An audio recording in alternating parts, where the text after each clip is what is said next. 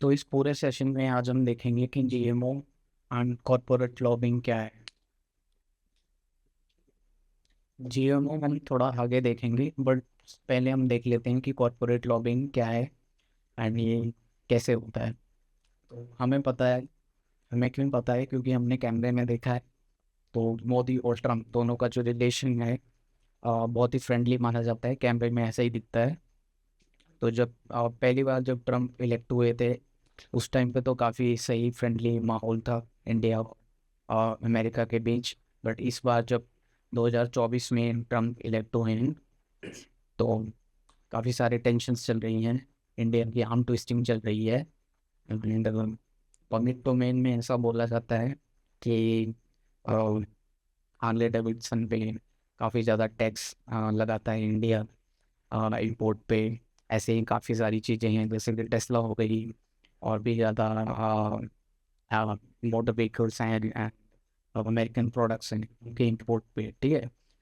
And दूसरा reason ये भी बता दें कि इंडिया चीप रशियन ऑयल लेता है एंड उसको उसको प्रोसेस करके उसके प्रोडक्ट्स बना के अमेरिकन कंट्रीज़ या फिर यूरोपियन कंट्रीज़ में जाके सेल कर देता है।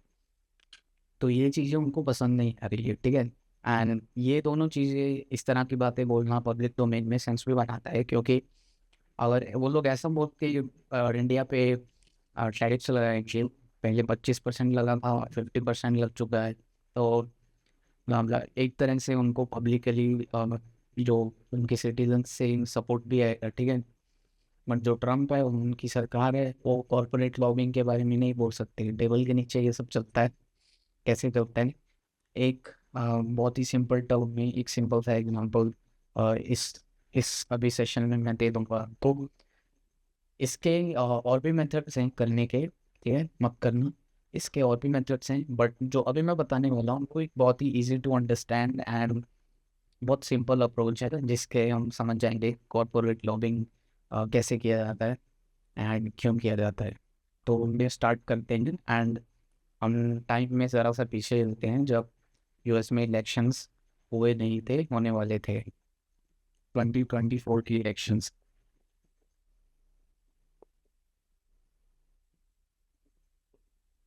ओके, 2024 की इलेक्शंस हो रहे थे, तो सभी अपना कैंपेन कर रहे थे एंड उस कैंपेन में पैसा लगता है, ठीक है। वो पैसा आएगा कहाँ से? और डोनाल्ड ट्रम्प खुद एक बिजनेसमैन है, उनका बैकग्राउंड रहा है रियल एस्टेट में, ठीक है। बैकग्राउंड इन रियल एस्टेट, उसके बावजूद भी वो अपनी जेब से पैसे नहीं देते, ठीक है। तो जो इलेक्शन कैंपेन्स के लिए पैसा आता है, वो बहुत ज़रूरी होता है। उसके बिना कैंपेन्स करना, वोट्स लेना बहुत हार्ड होता है। तो आ, एक कॉन्सेप्ट है बहुत सारे कंट्रीज़ में, PAC, political action committee. Okay, तो ऐसे ही कुछ पॉलिटिकल एक्शन कमेटीज़ हैं जो फंड्स एक्सेप्ट करती हैं एंड जो सिटीजन्स हैं या फिर अदर एंटिटीज़ हैं, वो अपनी डोनेशन इन पैक के थ्रू अपने फेवरेट कैंडिडेट को सपोर्ट करने के लिए कर सकते हैं, ठीक है। तो कुछ कुछ ऐसी पॉपुलर PAC है, जैसे कि मागा, मेक अमेरिका ग्रेट अगेन, ठीक है। इसके बारे में काफ़ी ज़्यादा सुना होगा। तो ये एक है, और इसको अराउंड $410 million की फंडिंग बोल रहा हूँ, बार डोनेशन आया था। उसके बाद अमेरिका पाक और अमेरिका पैक, जो मर्जी बोल लो, अराउंड $263 million। उसके बाद है reserve America PAC, save America PAC, and ऐसे ही कुछ और, ठीक है, काफ़ी सारे हैं। ये बड़े बड़े नाम हैं पॉलिटिकल इलेक्शन कमेटीज़ की, जिन्होंने सबसे ज़्यादा डोनेशंस को कलेक्ट किया है। रिजर्व अमेरिका पाक, आई थिंक अराउंड 114, इसको अराउंड 99 मिलियन, ठीक है। एक और था जिसको 72 मिलियन मिला था, ये मैंने चेक किया था। तो इन सबको अगर हम एड अप कर देंगे, तो ये अराउंड $1 बिलियन हो जाते हैं, ठीक है। ये इनके पास इतना पैसा है, $1 बिलियन अराउंड, या फिर ज़्यादा भी हो सकता है क्योंकि और भी बहुत सारी छोटी छोटी PSAs हैं। तो इस तरह से इंडिविजुअल्स या फिर जो कंपनीज हैं या फिर पर्टिकुलर किसी इंडस्ट्री से कलेक्शन ऑफ कंपनीज हैं, वो अपना पैसा इन PSAs को डोनेट कर सकते हैं to support their favourite candidate, ठीक है। मान लो मैं कंपनी हूँ एंड मुझे ट्रम्प दिख रहे हैं कि इलेक्शन में लड़ने वाले हैं, ठीक है। तो मैं क्या करूँगा, मैं अपना सपोर्ट दिखाऊंगा ट्रम्प की तरफ। 4 कैंडिडेट और हैं लेकिन मुझे ट्रम्प पसंद आ रही है, उनकी पॉलिसीज जो बातें कर रही हैं मुझे वो पसंद आ रही है, तो मैं इनको सपोर्ट करूँगी। सपोर्ट कैसे करूँगा, सपोर्ट क्या, तो सपोर्ट तो मैं वोट करके भी कर सकता हूँ, ठीक है। जाऊँगा वोट कर दूंगा ट्रम्प को, सपोर्ट हो गया। लेकिन ये वाला सपोर्ट करना है मुझे, क्यों करना है, क्योंकि जब ट्रम्प की सरकार बन जाएगी तो मेरी एक इंडस्ट्री है, मान लो टेक एक इंडस्ट्री है एंड मेरा कोई नीश प्रोडक्ट है, ठीक है। EV सेक्टर ले लेते हैं, EV सेक्टर में मेरा एक प्रोडक्ट है, ठीक है। तो मैं चाहूँगा कि जब ट्रम्प जीत जाए तो मुझे कुछ एक सब्सिडरीज दिलवाए, ठीक है। इससे मेरे प्रोडक्ट का कॉस्ट है, जो ओवरऑल प्रोडक्ट का कॉस्ट है वो $100 से $50 हो जाए एंड एक टाइप से मुझे एक एडवांटेज मिल जाएगी, ठीक है। तो ये जो एडवांटेज है और जो फेवर मैं एक्सपेक्ट कर रहा हूँ ट्रम्प से, उसके लिए मैं ये एडिशनल सपोर्ट दिखाऊंगा, ठीक है। मैं यहाँ क्या करूँगा, किसी भी PSA में अपनी तरफ से कुछ $1 मिलियन का डोनेशन दे दूंगा, जिससे जब उनकी सरकार बनेगी तो मुझे कुछ फेवर मिलेगा, ठीक है। तो इसी को तो कॉर्पोरेट लॉबिंग कहते हैं, एक बहुत सिंपल सा टर्म है। ये हो गया।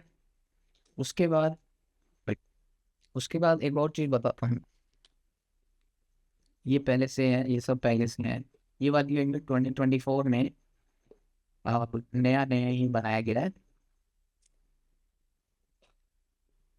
ये इसकी शुरुआत और हम तो इसके पीछे पड़े थे, अब तो हो चुका है, इलॉन मस्क, ठीक है। इन्होंने इसमें इलॉन मस्क ने इसमें अराउंड, मेरे ख्याल से नहीं, अकॉर्डिंग टू सोर्सेज जो मैंने चेक किया था, मोर देन 150 मिलियन, $150 मिलियन से ज़्यादा का जो डोनेशन है वो अपनी तरफ से दिया है, ठीक है। तभी वो इलेक्शन कैंपेन में ट्रम्प के साथ दिखते थे। अभी जब इलेक्शन हो चुका है तब भी ट्रम्प के साथ दिखते हैं, पॉलिसी मेकिंग में साथ होते हैं, ठीक है।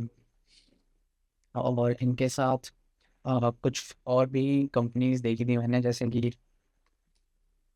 सुकोया कैपिटल, स्क्वायर कैपिटल, और इसने भी अमेरिका पार्क में ऑन डोनेट किया था। उसके बाद ये वाला नाम भी याद रखना ज़रा, पीटर थी,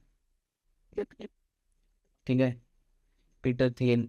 आगे भी इसका नाम सुनने को मिलेगा काफ़ी ज़्यादा। ये ऑथर भी है, एक बुक है बहुत फेमस बुक, 0 to 1।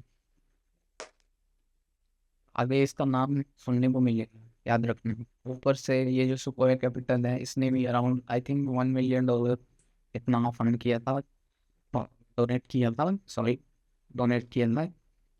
एंड ये कंपनी क्या करती है, ये दूसरी कंपनीज में, स्टार्टअप्स में इन्वेस्ट करती है। तो अभी यहाँ पे देखा कि क्या होता है एंड ओवरऑल प्रोसेस क्या होता है, ये वन ऑफ द प्रोसेस है। और भी प्रोसेस हो सकते हैं, ये बहुत ही ईजी टू अंडरस्टैंड था, तो आई होप कि आप लोगों को भी समझ आया होगा। यहाँ पे इस पे ज़रा ध्यान देना। ये जो था इन्होंने उसका अमेरिका पाक, इतना लोग खर्चा किया है तो फेवर तो मिलेगा।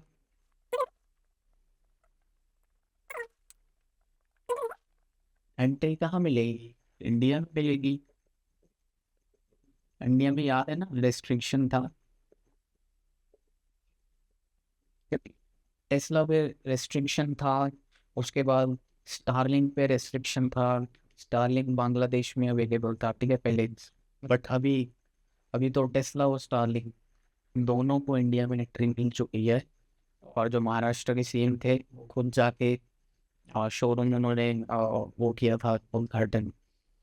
तो पहले एंट्री क्यों नहीं मिल रही थी? पहले एंट्री इसलिए नहीं मिल रही थी क्योंकि इंडियन गवर्नमेंट बोलती थी कि अगर इंडिया में टेस्ला आएगा एंड स्टारलिंक आएगा तो जो डोमेस्टिक कंपनीज हैं, जो इंडियन कंपनीज हैं कार और इस स्टारलिंक बिजनेस में, जो एयरटेल हो गई, जियो हो गई, वोडाफोन हो गई, और जो ईवी इंडस्ट्री है वो डिसरप्ट हो जाएगी। क्यों? क्योंकि जब टैरिफ्स अगर कम होंगे इन पे, ठीक है, टैरिफ्स कम होंगे ऊपर से, और इनको अगर इंडिया में अलाउ कर देंगे तो होगा ये कि क्रेज बहुत ज़्यादा है, ठीक है, इन चीज़ों के लिए इंडिया में क्रेज बहुत ज़्यादा है। जो रिच क्लास है इंडिया में या HNIs हैं, उनके पास इतना पैसा है कि वो इजीली ये चीज़ें अफोर्ड कर सकते हैं। तो एक ऑल्टरनेटिव ऑप्शन मिल जाएगा इंडिया में, जिससे होगा ये कि जो इंडियन कंपनीज हैं उनको एक बहुत बड़ा कंपटीशन मिल जाएगा। तो ये कंपटीशन कम करने के लिए ही सरकार की तरफ से एफर्ट रहता है कि जो फॉरेन कंपनीज से जो इंपोर्ट होता है उस पर या तो फिर बहुत ज़्यादा टैरिफ हो, जैसे कि हार्ले डेविडसन पहले मैंने बताया था, या फिर कम्प्लीटली एंट्री ना दो, ठीक है। तो अब ऐसा नहीं है, हम दोनों को एंट्री मिल चुकी है। नेक्स्ट टॉपिक हम देखेंगे GMO और इसकी पूरी हिस्ट्री से स्टार्ट करके कैसे ये इवॉल्व हुआ, अभी तक का क्या सिनेरियो है, एंड इसका क्या इफेक्ट रहा हमारी सोसाइटी पे, वो सारा हम चेक करेंगे। रिकॉर्ड कर लिया मैंने लेकिन माइक ऑफ था, फिर से करना पड़ेगा।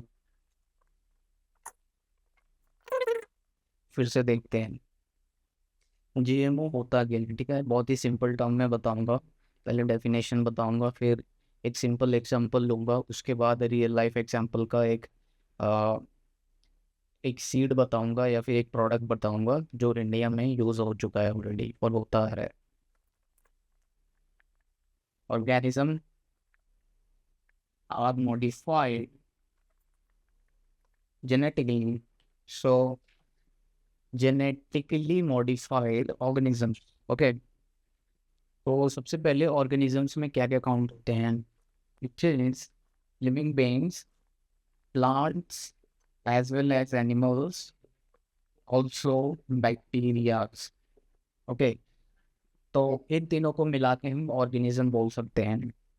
उसके बाद अ, इन इन इन जो ऑर्गेनिज्म है इनकी मॉडिफिकेशन करना जेनेटिकली, तो जो इनके जो जीन्स होते हैं, और जीन्स अगर आपको नहीं पता तो लिविंग बीइंग्स का DNA होता है एंड उसके अंदर कुछ प्रॉपर्टीज़ होती हैं। तो उन्हीं प्रॉपर्टीज़ को हम मॉडिफाई कर सकते हैं, एडिट कर सकते हैं, कुछ डालने के लिए या कुछ निकालने के लिए। एक बहुत ही इजी एग्जांपल देता हूँ सिंपल टर्म्स में।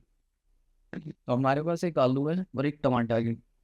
आलू में कुछ प्रॉपर्टीज़ हैं, न्यूट्रिएंट्स हैं, A, B, एंड टमाटर में कुछ न्यूट्रिएंट्स हैं, X and Z, ओके। तो एक सिनेरियो क्रिएट करने का ट्राई करते हैं कि कैसे क्या होगा। तो मान लो एक FSSAI की तरफ से एक रिपोर्ट पब्लिश की जाती है और उस रिपोर्ट में कहा जाता है कि इंडियंस के पास एक्स वाला न्यूट्रिएंट कम है, ठीक है, उनमें डेफिशिएंसी है इस न्यूट्रिएंट्स की, वो ज़्यादा कंज्यूम नहीं कर रहे हैं, ठीक है। और ऐसा आगे भी चलता रहा तो कुछ डिजीज़ हो सकते हैं या फिर कुछ कमजोरियाँ आ सकती है। तो इसके लिए फिर एक अलग ही टाइप की कंपनी आ जाती है जो GMOs पे रिसर्च करेगी, ठीक है, एंड वो ट्राई करेगी कि ये वाली जो प्रॉपर्टी है, न्यूट्रिएंट है, इसको हम किसी तरह किसी ऐसे बहुत ही कॉमन सब्जी में डाल दें, जैसे कि आलू है, जो सस्ते में भी है, चीप है, एंड ज़्यादा ज़्यादा लोग खाते भी हैं। लाइक 7 दिन है हफ्ते में तो कम से कम 5 से 6 दिन खाते हैं किसी भी सब्जी में मिक्स करके। मान लो ये टमाटर बहुत महंगी चीज़ है, 80 रुपये किलो है, ये एक एग्जाम्पल है। तो मान लो ये 80 रुपये किलो है एंड ये है 20 रुपये किलो। तो जाहिर सी बात है कि लोग आलू ज़्यादा खरीदेंगे, आलू ज़्यादा खाएंगे। तो होगा क्या कि टमाटर और आलू इन दोनों पे एक कंपनी आ जाएगी, कोई भी एक्सटर्नल कंपनी मांग लेते हैं जो कुछ रिसर्च करेंगी जीन मॉडिफिकेशन के बारे में, ठीक है। एंड वो ये वाली जो प्रॉपर्टी है एक्स वाली, एक्स न्यूट्रिएंट जो है, ये इसके अंदर डालने का ट्राई करेंगे। ओके, तो ऐसा हो भी सकता है कि ये टेस्ट फेल हो जाए, कुछ साइड इफेक्ट आ जाए, बट ये सब अभी हटा देते हैं। सिर्फ अभी सिंपल सिंपल चीज़ों पे फोकस करते हैं कि इन्होंने जीन्स मॉडिफाई किए टमाटर के एंड आलू के, एंड एक सक्सेसफुल ट्रायल रन हुआ एंड टेस्टिंग हुई। उसके बाद हमने एक सक्सेसफुली डेवलप कर लिया एक पोटैटो जिसका नाम है GM potato, genetically modified potato. अब वो मार्केट में आ रहा है ABX प्रॉपर्टी के साथ।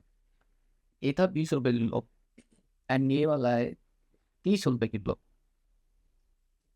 ओके, अब ये रिपोर्ट सबने देखी थी कि जो FSSAI ने रिपोर्ट दी थी कि डेफिशिएंसी है एक्स की इंडियाज में, तो वो रिपोर्ट सबने देखी है। एंड अब सबके सामने एक ऑप्शन अवेलेबल है, प्रोडक्ट अवेलेबल है, तो सब लोग ये 20 रुपये वाला नमक खरीद के 30 रुपये वाले पे आ जाएंगे। सब नहीं आएंगे लेकिन मेजोरिटी ऑफ लोग आ जाएंगे, ठीक है। धीरे धीरे ये क्या होगा कि ये वाला जो नॉर्मल वाला आलू है मार्केट से वैनिश होने लग जाएगा, खत्म होने लग जाएगा, मिलना आसान नहीं होगा, तो सारी की सारी डिपेंडेंसी इस पर रहेगी। तो ये सक्सेसफुल प्रोसेस के बाद हमारे पास ये GM पोटैटो आ जाता है जो सक्सेसफुली अभी मार्केट में अवेलेबल है एंड लोग इसको खा रहे हैं। एंड हमें सक्सेस रेट मिल रहा है कि हाँ वो डेफिशिएंसी जो पहले थी वो धीरे धीरे कम हो रही है, ठीक है। तो ये प्रोसेस है एंड ये है कि ये अभी जो देखा हमने सारा वो था कि GMO है क्या एंड इसका यूज़ क्या है एंड कैसे कैसे किया जाएगा। अभी एक रियल लाइफ वाला एग्जांपल देखते हैं जो इंडिया में काफ़ी पहले से, तो जो मार्केट में पहले से अवेलेबल है उसका नाम है BT कॉटन। वो एक कॉटन सीड है जो 2002 में वाजपेयी सरकार के टाइम पे अप्रूव किया गया था। हालांकि वो कंपनी जिसके बारे में आगे बात करेंगे उन्होंने ट्राई काफ़ी पहले से चालू कर दिया था इंडिया में एंट्री मारने की, बट सक्सेसफुल वो 2002 में हो पाई जब सारे के सारे टेस्ट एंड ट्रायल्स कंप्लीट हुए एंड सक्सीड हुए। BT कॉटन बनाया गया था इसलिए क्योंकि जो कॉटन की खेती होती है इंडिया में डोमेस्टिक प्लस एक्सपोर्ट के लिए वो काफ़ी ज़्यादा होती है। एंड इसको इसका जो ओवरऑल पूरा प्रोसेस है खेती करने का शुरू से लेके अंत तक वो मुश्किल रहता है क्योंकि कीड़े लग जाते हैं, ठीक है। और इसकी केयर बहुत करनी पड़ती है, इनको संभाल के देखना पड़ता है, काफ़ी ज़्यादा प्रोसेस है, इम्पैक्टिंग सब प्रोसेस होता है। तो मेन चीज़ें ये याद आती है कि सूखा पड़ जाता है एंड पेस्टिसाइड्स बहुत ज़्यादा डालने पड़ते हैं, कीड़े लग जाते हैं जिनको बॉलवर्म्स बोलते हैं इंग्लिश में। तो हुआ क्या, ये जो BT कॉटन है ये है सीड है कॉटन का, ठीक है। इसके अंदर कुछ एडिशनल प्रॉपर्टी है। वो जो प्रॉपर्टी है वो एक बैक्टीरिया से, ये जो प्रॉपर्टी है ये एक बैक्टीरिया है जिसका नाम है बेसिलियस thuringiensis। आपकी राइटिंग समझ नहीं आ रहा होगा बट सर्च कर लेना अगर देखना होगा तो, बेसिलियस thuringiensis। तो ये एक बैक्टीरिया है, यहाँ से एक प्रॉपर्टी इस BT कॉटन के सीड में ऐड किया गया था जो करता क्या है, एक टॉक्सिन प्रोड्यूस करता है। एंड उसके कारण क्या होता है, ये जो बॉलवर्म्स हैं ये मर जाते हैं, इनको मार देता है। अब क्या होता है कि अब अलग से पेस्टिसाइड डालने की ज़रूरत नहीं है, एक्स्ट्रा केयर की ज़रूरत नहीं है। ये सिर्फ ये वाला बीज खरीदो, ये वाला सीड खरीदो BT कॉटन एंड आपका काम हो जाएगा। लेकिन याद रखना कि ये जो कॉटन सीड है ये मार्केट प्राइस से में लगभग एटलीस्ट लगा लो 20 से 30% तो ज़्यादा में मिलता है। तो ये था कि GMO क्या होता है एंड रियल लाइफ में इसका कहाँ क्या यूज़ हो रहा है। तो आगे हम देखेंगे कुछ और टॉपिक्स। तो अभी हम लोग देखते हैं कि इस जो फील्ड में है उसका सबसे बड़ा प्लेयर कौन है एंड ये सब स्टार्ट कौन से होता है। तो उस कंपनी का नाम है मॉन्सेंटो। एंड इस कंपनी की हिस्ट्री क्या है, तो सबसे पहले ये कंपनी स्टार्ट होती है 1901 में। 1901 में स्टार्ट होती है as a chemical company and agriculture वाला जो केमिकल प्रोडक्ट्स होते हैं उनको ये बनाती थी। उसके बाद इसको इसको इवन 80 साल बाद इसको 1980s या 1990s में 1980s में ये जीएम क्रॉप्स जीएमओ की तरफ रिसर्च चालू करती है और उसको लैब्स में टेस्ट करती है। इसको उन्होंने रिसर्च कंप्लीट करी एंड कुछ प्रोडक्ट्स लेके आए, ठीक है, सक्सेसफुल टेस्ट के बाद। तो उनको सबसे पहले तो इन्होंने पेटेंट करवाया, ठीक है, इंटेलेक्चुअल प्रॉपर्टी। तो इन्होंने पेटेंट करवा दिया, वो इनकी इंटेलेक्चुअल प्रॉपर्टी हो गई। रिसर्च की है 10 साल 15 साल जो भी है, एंड रिसर्च तो कंटिन्यू चलती रहती है। तो कुछ बहुत ज़्यादा वाइडली कमर्शलाइज्ड प्रोडक्ट्स भी आए थे, जैसे कि Flavr Savr tomato, okay, then BT cotton, जिसके बारे में अभी हमने देखा, बीटी कॉटन हो गया। उसके बाद एक राउंड अप करके इनका वो था, एक वीड किलर जो पेस्टिसाइड काउंट किया जाता है। एंड उसके बाद round up ready, round up ready soybean, soya beans. तो इसके बारे में मैं एक इंटरेस्टिंग सा फैक्ट बताता हूँ। तो पहले हम देख लेते हैं कि और क्या चीज़ें हैं। तो ठीक है, 1980s आ गया। इन्होंने रिसर्च करके कुछ अपने पेटेंट करवा लिए हैं। अब पेटेंट करवा लिए हैं तो टाइम आ गया है कमर्शलाइजेशन का, अब इसको मार्केट में उतारने का। तो इन्होंने टेस्ट वगैरह रन किए, इसको टेस्टिंग हुई, ट्रायल्स हुए, फिर यूएस में लॉन्च हुआ, यूरोपियन यूनियन के कंट्रीज़ में हुआ, इंडिया, चाइना, अफ्रीका। तो जितने भी मेजर कंट्रीज थे वहाँ वहाँ इनके प्रोडक्ट्स यूज़ होने लग गए। उसके बाद ये हो गया जो कमर्शलाइजेशन वाला भी बताया। उसके बाद जो बीटी कॉटन वाला था, बीटी कॉटन इंडिया में 2002 में आता है। इसको इंडियन फार्मर्स को काफ़ी ज़्यादा बेनिफिट हुआ, बट बहुत सारे साइड इफ़ेक्ट्स भी आए, उसका हम आगे देखेंगे क्या थे। इसको तो टाइम के साथ इस कंपनी ने अपने ऊपर बहुत सारे लॉ सूट्स केसेस ले लिए थे, यूएस में भी और इंडिया में भी। उन केसेस के बारे में, जो पॉपुलर तो केसेस हैं, उनके बारे में हम बात भी करेंगे। इसको इसको इसको हुए काफ़ी सारे, फिर उसके बाद इनको पे बैक करना पड़ा। जो बोर्ड के ऑर्डर्स थे उनके हिसाब से इनको बहुत सारे लोगों को पे करना पड़ा वापस, जो नुकसान वगैरह इनकी वजह से हुआ था। तो मॉन्सेंटो जब मर्ज हुआ था बेयर में, बेयर ने मॉन्सेंटो को खरीद लिया था $63 बिलियन में, okay. And Bayer German company है, सिमिलर फील्ड है, सेम नहीं है। तो उनका काफ़ी एक बिजनेस एक्सपैंड हुआ, बिजनेस को एक नई ऊंचाइयाँ मिल गई, ओके। तो उसके साथ बहुत ज़्यादा साइड इफ़ेक्ट्स भी आई, नेगेटिव चीज़ें भी आई, जो मोनसेंटो पहले से अपने साथ लेकर चल रही थी, जैसे कि बहुत सारे लॉ सूट्स थे और जो बैड बिजनेस प्रैक्टिसेस थी वो। एंड उसके साथ जो पे बैक करना था, तो इसको according to the sources around $10 to $15 billion इनका तो पे करने में चला गया, जो लॉ सूट थे उनमें। इसको इसको ये एक हिस्ट्री थी, समराइज्ड हिस्ट्री मोनसेंटो की। अब हम इसके बारे में देखते हैं। ये मैंने बताया था कि round up and round up ready का एक बताऊंगा कि ये क्या है। रुक जाओ। तो यूएस में ना सोयाबीन की फार्मिंग होती है काफ़ी ज़्यादा, एंड ये प्रोडक्ट लाता है एक राउंड अप। मैं पिक्चर लगा दूंगा राउंड अप की, जो अनवांटेड प्लांट्स होते हैं ना फसलों के साइड साइड में, जिनको मारना होता है। तो ये प्रोडक्ट यूज़ किया जाता है उसके लिए। तो इसका एक नेगेटिव साइड ये था कि ये जो है क्रॉप को भी मार देता है, ठीक है, सोयाबीन को भी मार देता है, किल कर देता है। तो ये एक प्रोडक्ट हो गया मोनसेंटो की तरफ से, ठीक है। उसके बाद मोनसेंटो ने एक नया सीड बनाया, पेटेंट वाला सीड, ठीक है, राउंड अप रेडी सोयाबीन। मतलब स्प्रे करोगे तो वो रेडी है, तो ये जो सोयाबीन है ये मरेगा नहीं। इसको यहाँ पे देख रहे हो, तो यहाँ पे देख रहे हो, पहले इन्होंने पेस्टिसाइड बनाया, फिर उसके बाद एक दूसरा प्रोडक्ट बनाया जिसके लिए इसकी ज़रूरत नहीं है, सॉरी हाँ इसकी ज़रूरत है बट ये नहीं मरेगा, ठीक है। तो यहाँ पे इनका देखा जाए तो इनकम बढ़ गया, एक नया प्रोडक्ट ऐड हो गया कंपनी में, तो ये बताना था मुझे। अब देखो ऐसी कंपनीज खड़ी हो चुकी हैं एंड इन्होंने बहुत पैसा खर्चा किया है रिसर्च पे, पेटेंट्स रजिस्टर करवाए हैं, कुछ प्रोडक्ट्स लॉन्च किए हैं मार्केट में, तो अब इसे कमर्शलाइज करना कंपल्शन बन जाता है, ज़रूरत बन जाती है, ठीक है।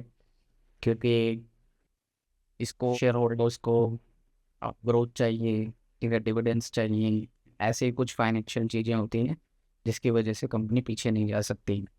तो वो एम्बिशंस बढ़ जाते हैं, एक्सपेंशन की इसको टीमें निकालने लग जाते हैं, जैसे कि दूसरी कंट्रीज़ में अब एक्सपोर्ट बढ़ाने, प्रोडक्ट लाइन जो है हमारे पास जो 2 प्रोडक्ट है पहले उनको 3 4 5 ऐसे इसको बढ़ाते जाना है, धीरे धीरे मार्केट कैप्चर करना है।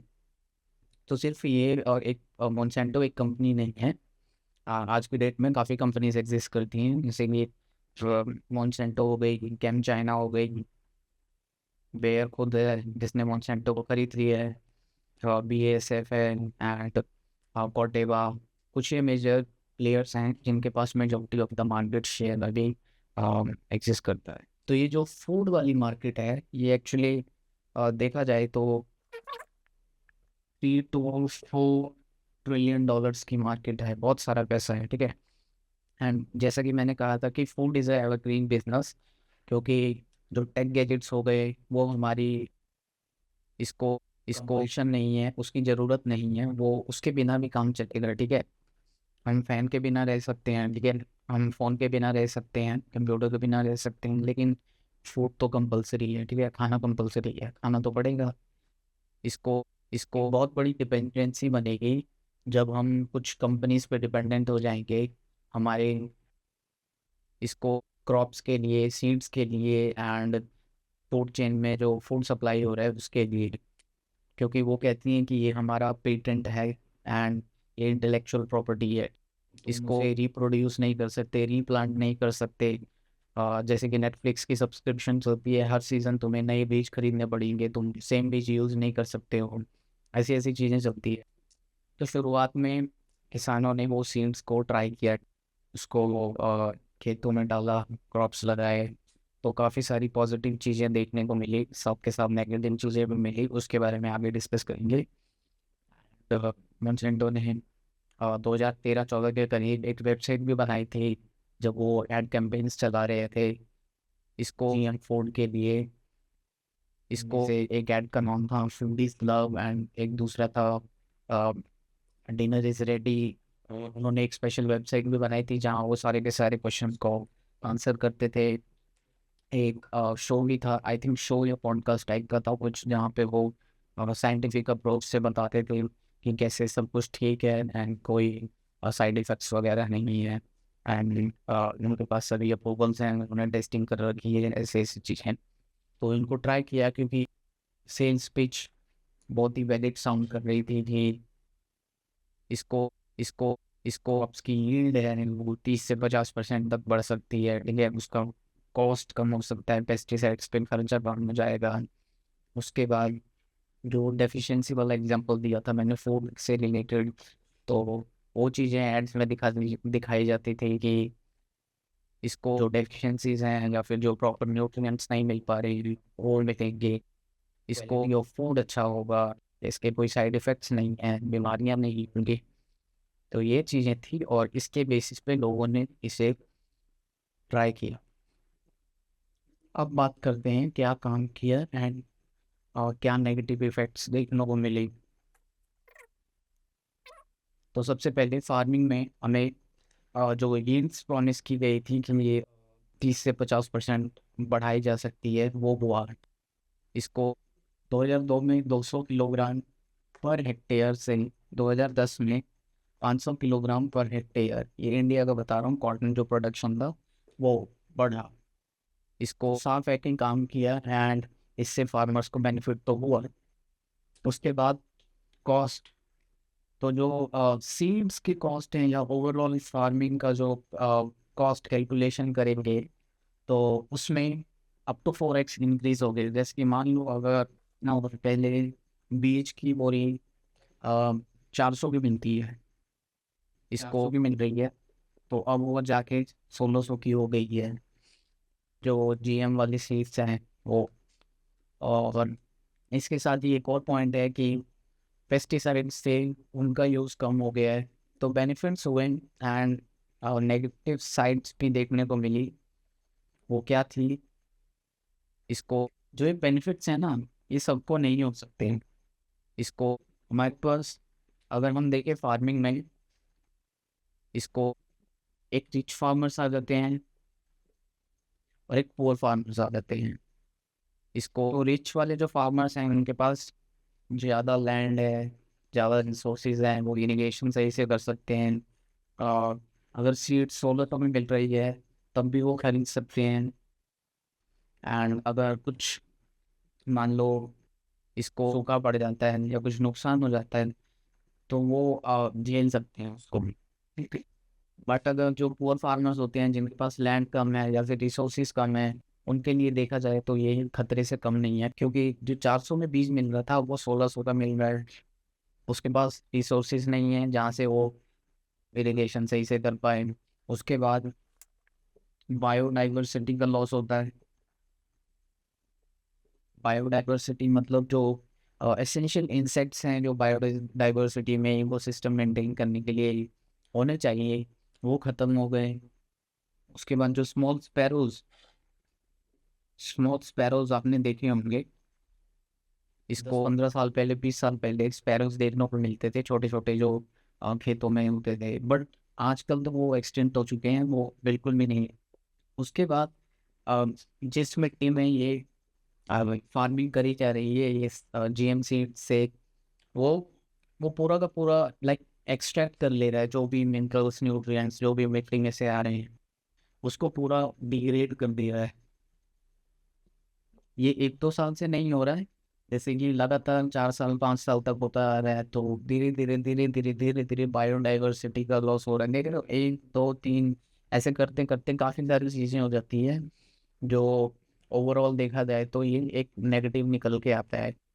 बट अगर किसी का फायदा हो रहा है तो यू वो है only the rich farmers who can afford these cost and इसको हैव द रिसोर्सेज, उनको भी देखा जाए तो नुकसान ही हो रहा है। लॉन्गर ड्यूरेशन में देखा जाए तो उनको भी नुकसान ही हो रहा है, क्योंकि ये वाला जो है सॉइल डिग्रेडेशन, ये तो सबके लिए हो रहा है, ठीक है। ये छोड़ या पूरा ये तो सबके लिए हो रहा है एंड ये कोई छोटी बात नहीं है, क्योंकि क्रॉप डाइवर्सिटी कम हो जाती है जब रिच फार्मर्स देखेंगे कि प्रोडक्शन इतना हो रहा है, इतना ज़्यादा बढ़ रहा है इसको, एंड उसके उनके पास पहले से रिसोर्सेज है, तो वो जाहिर सी बात है वो ज़्यादा से ज़्यादा लैंड बाई करना स्टार्ट कर देंगे, ज़्यादा मीन्स बाई, एंड उस सारी लैंड पे और सेम इन सीड्स का यूज़ करेंगे। तो मेजॉरिटी ऑफ द लैंड जो रहेगा किसी भी एरिया में, वहाँ पे सॉइल डिग्रेडेशन हो जाएगा एंड पूरा का पूरा जो इकोसिस्टम है वो धीरे धीरे खराब होने लग जाएगा। एंड इन इन सभी चीज़ों के साथ साथ और भी चीज़ें हैं, जैसे कि कॉरपोरेट रिलायंस। अब आपको ज़्यादा से ज़्यादा रिलाई करना पड़ रहा है उन कंपनीज की तरफ जो ये सीड्स प्रोवाइड कराती हैं। धीरे धीरे क्या होगा कि मार्केट से जो नॉर्मल सीड्स हैं, नेचुरल वाले ऑर्गेनिक वाले, वो ख़त्म होने लग जाएंगे, वो जल्दी मिलना नहीं अब पॉसिबल होगा। इसको ये ड्यूरेशन देखते हो 8-10 साल का टाइम है, अभी तक चल रहा है, ठीक है। तो मार्केट में काफ़ी वो हो जाता है कि डिमांड जिस चीज़ की है वही चीज़ें मार्केट में मिलती है, तो ये वाली जो ऑर्गेनिक सीड्स हैं ये मिलना धीरे धीरे कम हो जाएंगे इसको। और मान लो 2010 में 8 साल हो चुके हैं, हमें पीस ऑफ लैंड पे इसको डिग्रेडेड है, ठीक है, इकोसिस्टम अभी बोर हो चुका है, इंसेक्ट्स नहीं है, बायोडाइवर्सिटी खराब हो चुकी है। अब मैं ओरिजिनल या फिर वो जो ऑर्गेनिक वाला सीड है वो इसमें डालता हूँ, क्या लग रहा है तुम्हें, ये सोना उगलेगी है?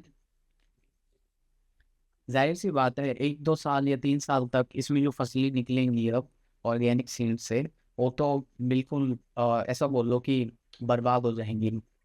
तो जाहिर सी बात है कि इस फील्ड में, इस खेत में जो 2 से 3 साल तक जो फसलें निकलेंगी वो अब ऑलमोस्ट ना के बराबर होंगी compare to these GM seeds. ऊपर से इसको डर है और क्या है, पेस्टिसाइड्स डालना पड़ेगा, कॉस्ट और ज़्यादा बढ़ा, सॉइल डिग्रेडेड है, इनके इरिगेशन के लिए रिसोर्सेस लाने हैं, तो काफ़ी चीज़ें ख़राब हो जाती है। ऊपर से ये कॉर्पोरेट रिलायंस है, ये बहुत ख़राब चीज़ है। ये डिपेंडेंसी बन गई है तुम्हारे किसी दूसरे के ऊपर, और उसके पास पूरा कंट्रोल है, उसके पास पेटेंट है, वो बोलता है कि मेरी इंटेलेक्चुअल प्रॉपर्टी है, तुम्हें हर साल हर सीज़न में नए सीड्स खरीदने हैं। नेटफ्लिक्स सब्सक्रिप्शन के तहत, या जैसे जियो का रिचार्जेस कराते हैं हर महीने, ऐसे ही हर सीज़न में तुम्हें देना ही पड़ेगा। ऐसा सच में है। अभी केस दिखाऊंगा, अभी बहुत पॉपुलर केस है मॉन्सेंटो वर्सेस बाउमैन का, यूएस में हुआ था, जहाँ पे ये वाला टॉपिक आया था। वो आगे तो अब हम केसेस को देख लेते हैं। 2 केसेस हुआ, Monsanto versus Bowman and Indian farmers versus BT cotton वाला। ये दोनों बहुत पॉपुलर केसेस हैं। तो इस केस में क्या हुआ था, ये एक फार्मर है जो इसमें, जिसने क्या किया, कुछ सीड्स जो जीएम सीड्स थे सोयाबीन वाले, उनको ना, तो जो फार्मर था बाउमैन यूएस में, उसने किया क्या कि उसने कुछ सीड्स जो हैं जीएम वाले कुछ सेव करके रख लिए कि मैं आगे उसको रीयूज करूँगा रिप्लांटेशन में या नेक्स्ट सीजन में, ठीक है।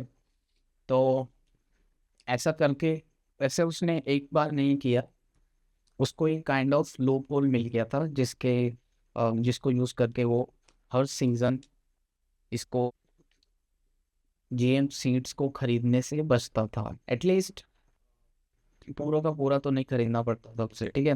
तो वो यूज करता था, उस उन्होंने बचा के रखता था, एंड कुछ यूज कर देता था, कुछ बचा के रखता था, एंड नेक्स्ट ईयर उसको यूज करता था, ठीक है। तो मोन्सेंटो को इस एक खबर लग जाती है किसी तरह, तो उन्होंने पाउंड के ऊपर लॉसूट किया, केस फाइल किया कि जो जीएम सीड है उन बेचते हैं मार्केट में, हमारी इंटेलेक्चुअल प्रॉपर्टी है, उसके ऊपर हमारा पेटेंट है, ये- और ये जो फार्मर है ये इसको रीयूज नहीं कर सकता हूँ, ये इलीगल है। ओके, तो आपको क्या लगता है, ये इलीगल है? अगर वो अ, अपने खरीदे हुए सीड को नेक्स्ट ईयर किसी सीजन में यूज करना चाहता है फिर से, वो इलीगल होना चाहिए कि नहीं? तो इसका इसका कोर्ट में इसको ऑर्डर आए, वो ये है कि क्योंकि ये इंटेलेक्चुअल प्रॉपर्टी है सेक्टों की, एंड अगर एक बार गवर्नमेंट ने खरीद लिया है, तो खरीदने के बावजूद भी गवर्नमेंट उसको रीयूज नहीं कर सकता है, ठीक है। उसने खरीदा है अ, उसको प्लांट करने के लिए, उसको रीयूज या उससे क्या बोलते हैं रेप्लिकेट करने के लिए नहीं। तो आपने ऐसा भी देखा होगा कि अगर आप कोई ट्रिपल ए गेम खरीदते हो, तो आप खरीद नहीं रहे हो, वो एक्चुअली आप रेंट कर रही हो, ठीक है। तो वो आपका नहीं हो जाता है, उसकी आप मॉडिफिकेशन वगैरह कुछ नहीं कर सकते। इवन तो आपके पास अगर लेट्स से PS5 का फिजिकल वाला डिवाइस भी है तब भी, तो यहाँ पे भी ऐसा ही था कि जो इस फार्मर ने सीड को रेप्लिकेट करने का ट्राई किया है या इसको रीयूज कर किया है, और उसकी परमिशन नहीं है उसके पास। तो यहाँ पे जो फार्मर है उसने, उसका जो आर्ग्यूमेंट था कि मैंने एक बार खरीद लिया है, मैं उसका कुछ भी करूँ उससे मोनसेंटो का क्या है, तो ये वाला जो उसका आर्ग्यूमेंट था वो कंसिडर नहीं किया गया, क्योंकि आपने खरीदा है, आपने रेप्लिकेट करने के लिए नहीं खरीदा है, आपको प्लांट करना पड़ेगा और उसे रीयूज नहीं कर सकते। तो ये कोर्ट की तरफ से अ, वो आया था, इसका रिजल्ट आया था। दूसरा केस है, तो यहाँ पे मोन्सेंटो जीत गया। तो दूसरा केस है मोन्सेंटो वर्सेस इसको नूजी मेडो और नूजी, और इंडियन कंपनी है, और सेम सेक्टर में, सिमिलर सेक्टर में। इसको इंडिया में जो सेल का काम, जो पेटी कॉटन का सेल का काम भी ये नूजी मेडो के थ्रू होता था। बदले में ये कंपनी मोन्सेंटो को कुछ रॉयल्टी फीस पे करती थी, क्योंकि वो उनका पेटेंट है, तो ऐसा चलता था। तो हुआ क्या था कि इसको अराउंड 2000 2015 और 16 में इस कंपनी ने मोनसेंटो को रॉयल्टी पे करना बंद कर दिया। तो इन्होंने लॉसूट्स वगैरह किए। तो ये वाला केस जाता है Delhi high court. Delhi high court से ऐसा आता है कि according to India India's patent act, these seeds cannot be इसको दी ये वाली सीड्स जो है बीज है, इसको पेटेंट नहीं करवा जा सकता है। तो ये था दिल्ली हाई कोर्ट का ऑर्डर। फिर ये केस जाता है सुप्रीम कोर्ट में, एंड फिर सुप्रीम कोर्ट बोलता है कि इसको फिर से रिवाइज करना पड़ेगा दिल्ली हाई कोर्ट को, क्योंकि इसको इसको पेटेंट कंसिडर किया जा सकता है, क्योंकि ये बायोटेक प्रोडक्ट एंड इस पे रिसर्च काफ़ी ज़्यादा हुई है। तो ये इनका केस था। एंड फिर हुआ ऐसा कि इन दोनों ने बाहर ही कुछ अपना जो सेटलमेंट होता है वो कर लिया। उसके बाद हुआ ये कि मोनसेंटो को बेयर ने खरीद लिया, एंड इनका भी अपना सेटलमेंट हो गया। उससे हुआ क्या था, ये सारा जब प्रोसेस हुआ था तो इंडियन फार्मर्स जो थे इनडायरेक्टली इससे काफ़ी ज़्यादा इफेक्ट हुए थे। फार्मर्स ने प्रोटेस्ट किया था, क्योंकि वहाँ पे ओवरऑल प्रोडक्शन का जो कॉस्ट था वो बढ़ चुका था। सीड महंगे हैं, बीज महंगा हो चुका है, जो गरीब किसान हैं उनके ऊपर कर्जा पड़ चुका था, सुसाइड्स बढ़ रही थी। एंड ये जो कर्जा और सुसाइड में हो जाए, इन दोनों का ऐसा नहीं है कि डायरेक्टली जीएम सीड से हुआ है। इसको एक मेजर रीज़न ये भी रहता है, ठीक है, महाराष्ट्र में उस टाइम पे काफ़ी ज़्यादा प्रोटेस्ट हुआ था। उसमें से बोल रहा हूँ ना कि इनडायरेक्टली काफ़ी चीज़ें इफेक्ट हुई थी, उसका रिजल्ट ये था। एंड उसके बाद एक क्वेश्चन आता है कि अब ये इंडिया में ब्रिटिश कॉटन कौन सेल करता है। तो अभी ऐसे ही कुछ सीड की कंपनी जो इंडियन ओरिजिन की हैं वो अपना ब्रिटिश कॉटन का सेल करती हैं, एंड जो रॉयल्टीज़ हैं वो बेयर को पे करती हैं, ठीक है। तो अभी भी सेल हो रहा है। एंड और अभी इंडिया में ब्रिटिश कॉटन के अलावा कोई दूसरा जीएम क्रॉप लीगल नहीं है। अगर कोई भी क्रॉप मार्केट में मिल रहा है तो वो बहुत हायर चांसेस हैं कि वो इलीगल ही होगा। इसके अलावा बीटी मेज दूसरा एक जेनेटिकली मॉडिफाइड क्रॉप है जो पंजाब एग्रीकल्चर यूनिवर्सिटी PAU इसके थ्रू अभी टेस्टिंग एंड ट्रायल फेज में है, जो कमर्शलाइज्ड बिल्कुल नहीं है। तो ओनली बीटी कॉटन है जो भी अवेलेबल है इंडिया में सर जेम क्रॉप। तो हम इस सेशन को कंक्लूड करते हैं, हम देखते हैं कि ओवरऑल इफेक्ट क्या है as a society, the future क्या है। तो अभी तक हमने देखा GMO क्या है, इसकी एक ब्रीफ हिस्ट्री देख ली हमने, इसको इसको लिया। सो द वेरी रीज़न मैंने वीडियो बनाई क्यों थी वो है to break awareness about negative sides of capitalism and how the corporate culture works. Okay, तो capitalism is about profits. Private companies profits देखती है, and अगर उनको पता है कि इस पूरे प्रोसेस में कुछ नेगेटिव चीज़ें हैं या कुछ नुकसान हो रहा है किसी का भी, ठीक है, ह्यूमंस का, बायोडाइवर्सिटी का या ओवरऑल सोसाइटी का, तो दे डोंट केयर। इसको बस ये प्रॉब्लम कल दूसरा CEO देखेगा, ठीक है, नेक्स्ट CEO जो फ्यूचर वाला CEO का, उसकी प्रॉब्लम है, हमारी नहीं है। तो उनका मेन पर्पस होता है प्रॉफिट्स एंड प्रॉफिट्स। ओके, तो we are talking about food, हम खाने की बात कर रहे हैं और फसलों की बात कर रहे हैं, बीज की बात कर रहे हैं, जो सब्जियां और फ्रूट्स जो मार्केट में सप्लाई होंगी हम उसकी बात कर रहे हैं। तो ये फूड है, ये ओवरऑल इसका इसकी इंडस्ट्री देखें तो ये फूड इंडस्ट्री है। तो food is not just a product, food एक सिर्फ इसको प्रोडक्ट नहीं है, कुछ सामान नहीं है, खाने की चीज़ नहीं है, ये पूरी की पूरी जियो पॉलिटिक्स है। अब इसको वेपनाइज कैसे किया जा सकता है, अगर हम इसको जो फूड के राइट्स हैं, पेटेंट्स हैं, वो सारा का सारा इंटेलेक्चुअल प्रॉपर्टी के नाम पे कुछ कंपनीज के वो पकड़ा देंगे, कुछ कंपनीज को पकड़ा देंगे, तो इसको श्योरली वेपनाइज किया जा सकता है ना। तो रहा है, कैसे हो रहा है, एक एग्जांपल देता हूँ, उस बेसिस पे समझने की कैसे हो रहा है। मान लो एक कंपनी, जरूरी नहीं है कि मॉन्सेंटो, ठीक है, कोई भी कंपनी जो इसको फूड चेन कंट्रोल करती है, फूड के जो सीड्स हैं वो कंट्रोल कर रही है जो फार्मर से आ रहे हैं, उसके बाद मार्केट में जो डिस्ट्रीब्यूशन हो रहा है, इंपोर्ट एक्सपोर्ट चल रहा है अलग अलग कंट्रीज के साथ, वेजिटेबल्स का या फिर फ्रूट्स का। एक एग्जांपल ले लेते हैं इसको इसको इसको एग्जांपल ले लेते हैं जीएम पोटैटो का, जेनेटिकली मॉडिफाइड पोटैटो का।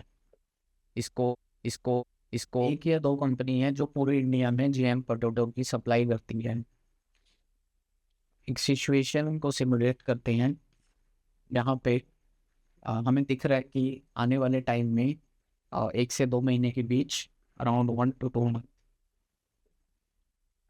इंडिया की एक मिलिट्री क्लैश हो सकती है, लेट्स से चाइना, बांग्लादेश या पाकिस्तान, किसी के साथ भी, इंडिया वर्सेस अनदर कंट्री।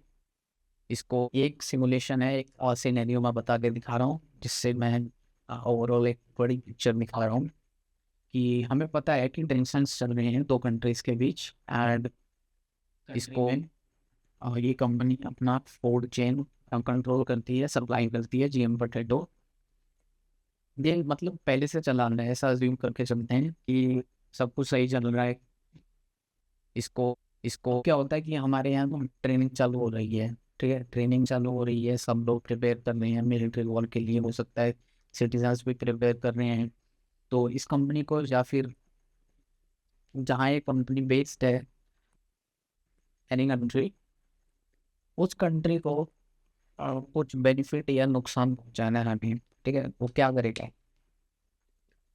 तो ये जो जीएम पोटैटो की सप्लाई हमारे इंडिया में आ रही है, और हम जो 1-2 महीने में, नेक्स्ट 1-2 महीने जो खाने वाले हैं सिटीजन्स प्लस आर्मी, आलू तो बहुत नॉर्मल है, हम खाएंगे। अब वो लोग क्या करेंगे कि मान लो इसमें से कोई न्यूट्रिएंट वो निकाल देते हैं, या फिर कुछ कुछ ऐसी चीज डाल देते हैं, मान लो कुछ वायरस वाला इन्फेक्शन, या फिर प्लेग जैसा कुछ क्रिएट करने का कुछ भी हो सकता है, ठीक है, जिससे हमारा नुकसान वो कर देते हैं। इसको उसका इफेक्ट हमें 1 से 2 महीने में दिख जाएगा, जब ये वॉर चालू होनी थी। इसको देखा आपने कंट्रोल, यहाँ वॉर होने वाली है पर हम पहले ही हार चुके हैं या आने वाली सिचुएशन में हैं, क्योंकि हम जाके लड़ ही नहीं सकते हैं। तो ये एक बिगर पिक्चर दिखाने का ट्राई किया है मैंने, और इस छोटे से एग्जांपल से। बट यहाँ पे पॉसिबिलिटीज़ ही नहीं है, और भी पॉसिबिलिटीज़ हैं। ये सबसे ईजी पॉसिबिलिटी है जो किसी के भी दिमाग में आएगा। And I think Vietnam war में एक जीएमओ यूज हुआ था, एजेंट ऑरेंज। इसके बारे में मुझे अच्छे से पता नहीं, बट इसके बहुत सारे नेगेटिव इफेक्ट्स हुए थे वियतनाम वॉर में, वियतनाम इसके लिए। तो ये ऑलरेडी हो रखा है पास्ट में। एक्चुअली मैंने नोट्स बना रखे हैं वीडियो स्टार्ट करने से पहले, काफ़ी सारी चीज़ें नोट डाउन करके रखी हैं जो वीडियो में बात करनी है। तो बहुत सारी चीज़ें निकल जाती है, छूट जाती है। मैं यहाँ से देख लेता हूँ जो भी टॉपिक्स मेरे को और डिस्कस करने हैं। इस वीडियो को जल्दी से एंड करते हैं, काफ़ी लंबी हो चुकी है। As a country, as a society, हमें कुछ नेगेटिव साइड्स मिले, पॉजिटिव भी हैं, बट पॉजिटिव से ज़्यादा हमें नुकसान हो रहा है, वो देखना पड़ेगा क्या हो रहा है। इसको इसको इसको इसको बायोडाइवर्सिटी का लॉस एंड सॉइल डिग्रेडेशन, मिट्टी की जो क्वालिटी है वो खराब हो रही है, टाइम बाय टाइम वो खराब हो रहा है। इसका एग्जांपल मैंने पहले दिया है, पीछे जाकर देखना। उसके बाद जो सीड्स हैं, जो पौधे हैं, छोटे छोटे पौधे या फिर जो बीज हैं जो फार्मर्स यूज़ करते हैं, उसका कॉस्ट हर साल बढ़ेगा, ठीक है। एंड ये एक सब्सक्रिप्शन की तरह हो जा रहा है, रिचार्ज की तरह हो जा रहा है कि हर सीज़न में तुम्हें उसी कंपनी से खरीदना पड़ेगा, वो जितना रेट बोलेगा उतना खरीदना पड़ेगा, क्योंकि क्योंकि जब डिपेंडेंसी ही उन पे होगी तो उनको रोकेगा कौन प्राइसेस ना बढ़ाने से, ठीक है। मान लो अगर 10 रुपये का है आज एक सीड का पैकेट, और 5 साल बाद 100 रुपये का हो जाए, कौन रोकेगा? तुम रोकोगे? डिपेंडेंसी है उन पे, और ये डिपेंडेंसी तो हट भी नहीं सकती क्योंकि उनके पास पेटेंट है, इंटेलेक्चुअल प्रॉपर्टी है को, ठीक है। इसको इसको इसको एक्चुअली देखा जाए तो कॉन्स्टिट्यूशन ने उनको प्रोटेक्ट किया हुआ है। ये भी एक, ये अच्छी चीज़ भी है बट खराब भी है, देख रहे हो इसको। उसके बाद जो सॉइल डिग्रेडेशन हो रहा है, तो अब जब वापस मार्केट में हम जाएंगे ऑर्गेनिक सीड्स लेने, मान लो कि किसान बहुत गुस्से में आ गए हैं कि हम इस इनका इनका सीड नहीं यूज़ करेंगे, अब हम ऑर्गेनिक सीड पहले जैसा बनते थे वो यूज़ करेंगे। वो ऑर्गेनिक सीड लेने मार्केट में पहुँचे, क्या मार्केट में पहुँच गए, बट वहाँ जाके पता लग रहा है कि डिमांड में तो जीएम सीड है। वो पहले जो सीड्स आते थे वो काइंड ऑफ एक्सटिंक्ट हो गए हैं, वो अब मिलना बंद हो गए हैं, ठीक है।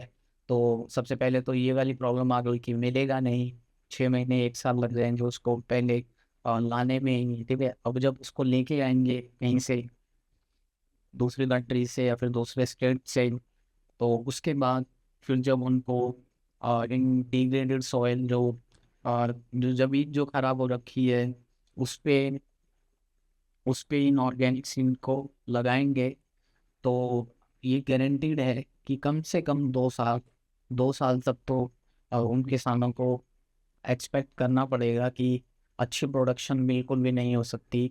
उसमें भी उनको बहुत से ज़्यादा बूस्टर्स डालने पड़ेंगे, फर्टिलाइजर्स, कीड़े मारने वाली दवाइयाँ, पेस्टिसाइड्स, ये सब डालना ही डालना पड़ेगा। इरिगेशन का खर्चा, सूखा आ गया तो अलग से वो, तो ऐसी ऐसी चीज़ें हैं। और ये पूरा का पूरा जो प्रोसेस है ना, ये टाइम बाय टाइम एक साइकिल बना लेता है जिससे निकलना बहुत मुश्किल हो जाता है।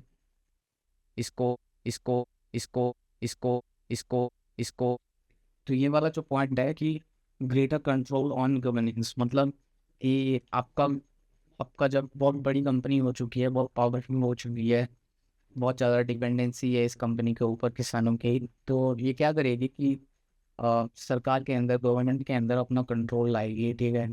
और बहुत सारे मेथड्स हो सकते हैं, उनमें से एक जो मेथड है जो हो चुका है ऑलरेडी, तो एक एग्जीक्यूटिव था, उसका नाम है माइकल टेलर।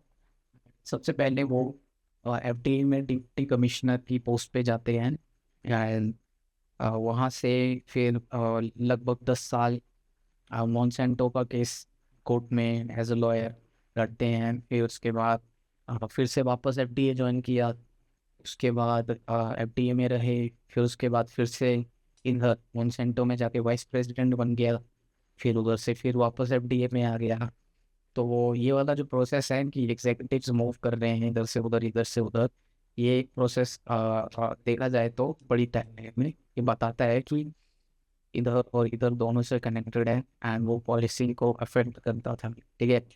ऐसे ही और भी एग्जांपल्स हैं, ये सिर्फ एक एग्जांपल है, और भी एग्जांपल्स हैं। उसके बाद लास्ट पॉइंट जो मॉन्सेंटो का बड़ा विजन है, बिगर विजन है या फिर फ्यूचर विजन है, जैसा उन्होंने अपने एड्स में बताना चालू किया था कि we are making world a better place, और ऐसा वैसा बहुत अच्छी अच्छी बातें हैं। तो कि फूड ऐसा होना चाहिए, वैसा होना चाहिए, सबको अच्छा मिलना चाहिए, एंड फार्मर्स को प्रॉफिट होना चाहिए, ये सारी चीज़ें जो बोली थी। तो लास्ट में होता क्या है? होता ये है कि rich farmers versus poor farmers, rich farmers इस पूरे प्रोसेस को सरवाइव कर जाएंगे, ठीक है। वो देखेंगे कि उनका प्रॉफिट हो रहा है, उनके पास रिसोर्सेज ज़्यादा हैं, इसको प्रोड्यूस कर पा रहे हैं बड़ी अमाउंट में, तो ओवरऑल वो अफेक्टेड नहीं है, उनको पॉजिटिवली बेनिफिट्स ही मिले हैं। बट जो पुअर फार्मर्स हैं वो लंबे टाइम में वो सस्टेन नहीं कर पाएंगे, एंड एक तरीके से उनको मजबूरन ये प्रोफेशन किसानी छोड़नी पड़ेगी, ठीक है। जो स्मॉल फार्मर्स हैं वो लगभग अपना प्रोफेशन छोड़ चुके हैं, वो किसी दूसरी जगह चले जाएंगे, किसी दूसरे काम में, या फिर मर जाएंगे। और इंडिया में तो ज़्यादातर किसान गरीब ही हैं। उसके बाद नॉन फार्मर्स, तो यहाँ भी दो क्लासेस आ जाती हैं, रिच वर्सेस पुअर। तो जो रिच है वो अफोर्ड कर पाएगा जीएम वाले इसको वेराइटीज़, जो फूड की वेराइटीज़ हैं एंड जो हाई न्यूट्रिशन वैल्यू वाले वेजिटेबल्स हैं, सीड्स हैं या फिर फ्रूट्स हैं, ठीक है, उनको वो खरीद पाएगा, अफोर्ड कर पाएगा। एंड मान लो अगर उससे सिकनेस डिजीज़ या फिर बीमारी भी फैलती है या कुछ होता भी है, तो उनके पास इतने रिसोर्सेज हैं कि वो आराम से किसी अच्छे हॉस्पिटल में जाके अपनी दवाई करवा लेंगे, ठीक है। बट ये जो पुअर क्लास जो है, मिडिल क्लास और वटेवर पुअर क्लास बड़ी बड़ी से, अ, तो ये लोग क्या करेंगे, ये लोग खाएंगे, ठीक है, खाना ही पड़ेगा। क्यों? क्योंकि मार्केट से जो ऑर्गेनिक फूड है वो वाइप आउट हो जाएगा। कैसे? क्योंकि कंपटीशन बढ़ जाएगा, सबको जीएम चाहिए, उसमें प्रॉफिट ज़्यादा होता है। जो डिस्ट्रीब्यूटर्स हैं, रिटेलर्स हैं, उनको उसमें ज़्यादा प्रॉफिट दिखेगा, उसकी सेल ज़्यादा दिखेगी, डिमांड ज़्यादा दिखेगी, सप्लाई ज़्यादा दिखेगी। उसके बाद अ, जो पूरी की पूरी फूड चेन की प्रोसेस है उसमें इसका कब्जा हो जाएगा। जो बड़े बड़े हमारे पास ग्रोसरी प्लेटफॉर्म्स हैं, जैसे कि जेप्टो हो गया, स्विगी वगैरह हो गई, इन पे ये बहुत ईजिली अवेलेबल हो जाएंगे जी वाले फूड इन फ्यूचर, ठीक है। और इसको ओवरऑल कॉस्ट मुझे ऊपर जाती ही दिख रही है। और जो पुअर क्लास है उनके लिए क्या होगा, जो मार्केट में अवेलेबल है वही लेना पड़ेगा। जैसे कि टाइम के साथ साथ हम देखेंगे कि डुप्लीकेट्स या फिर जो कॉपी कंपनीज होती हैं, जो कॉपी प्रोडक्ट्स बना देती है इंडिया में, बहुत कंपनीज हैं, तो वो लोग अपने कॉपीड जीएम सीड्स या फिर प्रोडक्ट्स लॉन्च करेंगे फॉर इंडिया एक चीपर प्राइसेस, कम प्राइसेस पे, ठीक है, कम दाम पे। और हो सकता है जो illegal cheap copies of the GM food जो इंडिया में अवेलेबल हो, उससे कोई वायरस फैल जाए, कुछ प्लेग आ जाए, तो ऐसा खतरा भी है। एंड अब यहाँ से ही कुछ अलग अलग केसेस निकल के आते हैं कि ये होगा तब क्या होगा, ये होगा तब क्या होगा। तो एक केस ऐसा है कि अगर कुछ बड़ा हो जाता है वायरस या प्लेग जैसा, तब तो आंखें खुल जाएंगी सबकी, कंपनी के लिए खतरा है। एंड अगर ऐसा कुछ नहीं होता तो इन द एंड देखा जाए तो इनको कुछ मिला नहीं। इनको थोड़ा बहुत मिल गया, जो भी न्यूट्रिशन के नाम पे, हाई वैल्यू के नाम पे इनको जो भी मिला है, प्रॉफिट्स एंड न्यूट्रिशन वैल्यू, तो इन द एंड फायदा अब इन कंपनीज को हुआ। क्यों? कैसे? एक जो मार्केट था इन्होंने कैप्चर कर लिया, वहाँ जो छोटे छोटे स्मॉल प्लेयर्स थे उनको रिप्लेस करके एक बड़ा प्लेयर बन गया है। एंड सारा का सारा प्रॉफिट उसे जा रहा है, ठीक है, उसका बिजनेस बड़ा हो गया, अपने प्रोडक्ट्स एक्सपेंड कर रहे हैं। आज 10 प्रोडक्ट हैं, कल को 20 प्रोडक्ट होंगे, ऐसे उसका प्रोडक्ट लाइन बढ़ता जा रहा है। और मान लो जो इधर पुअर क्लास है वो इन कंपनीज के सीड्स या फिर फूड ना यूज़ करे, ओनली रिच क्लास यूज़ करे, तब भी उसका फायदा है, क्योंकि ये लोग इसीलिए अफोर्ड कर सकते हैं। एंड एक एक मार्केट में उनकी जगह बन गई है, ठीक है। ये है इन द एंड, कंपनी को फायदा होगा, हमें कुछ फायदा नहीं होगा। एंड लॉन्ग रन में तो मुझे यही दिख रहा है कि अगर बहुत अच्छी डिपेंडेंसी बना लेगी कंपनीज अलग अलग कंट्रीज में, तो वो जियो पॉलिटिक्स में इसका बहुत बड़ा यूज़ हो सकता है, इस चीज़ को वेपनाइज्ड किया जा सकता है।